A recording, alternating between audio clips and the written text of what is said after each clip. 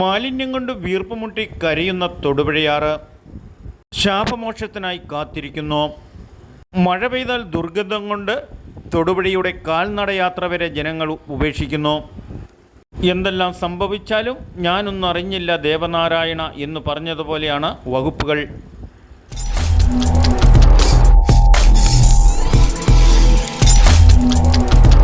നമസ്കാരം, നാട്ടുരാജ്യ ന്യൂസിലേക്ക് സ്വാഗതം. നാട്ടുരാജ്യ ന്യൂസ് ഇന്ന് റിപ്പോർട്ട് ചെയ്യുന്നത് നമ്മളെ കാത്തിരിക്കുന്നത് വരാനിരിക്കുന്ന വൻ ദുരന്തം. പാരിസ്ഥിതിക റിപ്പോർട്ടുകൾ ഇപ്പോൾ അങ്ങനെയാണ് രേഖപ്പെടുത്തിക്കൊണ്ടിരിക്കുന്നത്. ഗ്രാമീണ തലത്തിൽ അതിൻ്റെ നേർക്കാഴ്ചകൾ. നമ്മുടെ സർക്കാർ പ്രഖ്യാപനങ്ങളൊന്നും പുറകോട്ട് പോകാറില്ല. ജലത്തിൻ്റെ കാര്യം തന്നെ അമൂല്യമാണ്, ഓരോ തുള്ളിയും. എല്ലാ പൊതുമേഖല വിദ്യാഭ്യാസ സ്ഥാപനങ്ങളുടെ ഭിത്തികളിൽ നോക്കിയാലും കാണാം. ഇത് കുമാരമംഗലം പഞ്ചായത്തിൽ നിന്നും ഉള്ള കാഴ്ചകളാണ്.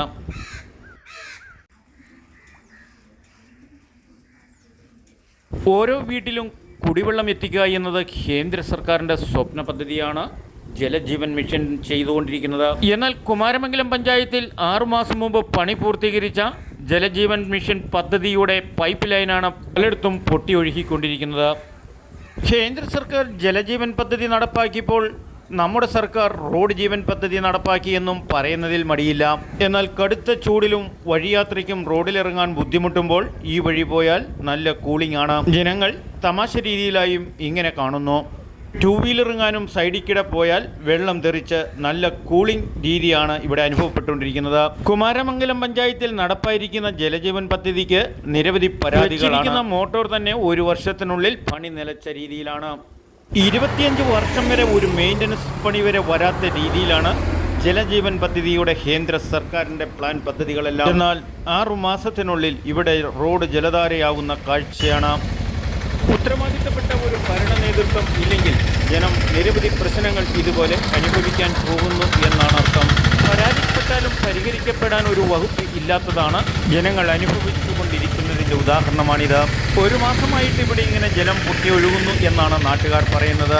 ഇതുമാത്രമല്ല, പഞ്ചായത്തിലെ പല സ്ഥലങ്ങളിലും ചെറുതും വലുതുമായ ലീക്കുകൾ അനുഭവപ്പെട്ടുകൊണ്ടിരിക്കുകയാണ്. ഈ പദ്ധതി വിജയകരമല്ല എന്ന് ജനങ്ങളിൽ വിശ്വസ്തത വരുത്തുകയാണ് ചിലരുടെ ലക്ഷ്യം.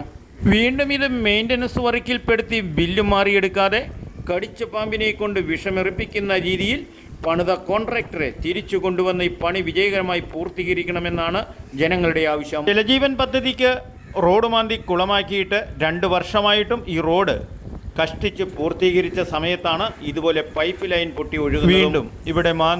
വീണ്ടും ഇവിടെ മാന്തി മണ്ണിട്ട് മൂടി കുളമാക്കി ഇടുന്ന വാട്ടർ അതോറിറ്റിയുടെ യഥാർത്ഥ രൂപമാണ് വീണ്ടും ഇവിടെ കാണാൻ പോകുന്നത്.